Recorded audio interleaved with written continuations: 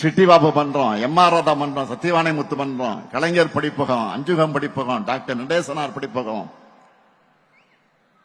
TM. Nair வாசகர் வட்டம், சர்பிட்டி தியாகராயர் வாசகர் வட்டம்னு ஊராக சென்று மன்றங்களை அமைச்சோம். கொள்கைகளை கூறுபடுத்தியது மட்டும் இல்ல, மக்களையும் சந்திச்சு கழகத்தை வளர்த்தோம். இந்த பயணத்துல நாங்க சந்திக்காத சோதனைகளே இல்ல, துன்பங்களே இல்ல, துரோகங்களே இல்ல.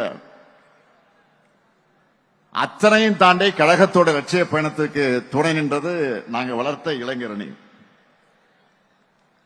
இப்போ அந்த பணியை தம்பி உதயநிதி கிட்டையும் உங்ககிட்டையும் ஒப்படைச்சிருக்கிறோம். அவரும் தன்னுடைய பொறுப்பை உணர்ந்து இன்னும் பவர்ஃபுல்லா செயல்படுறாரு. இன்னும் சொல்லணும்னா இறங்கி அடிக்கிறாரு.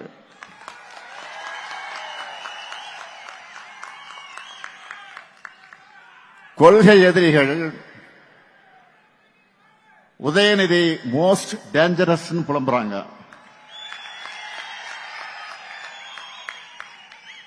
அந்த அளவுக்கு கொள்கையில ஸ்ட்ராங்கா இருக்காரு.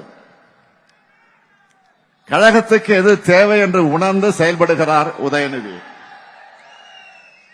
முதல்ல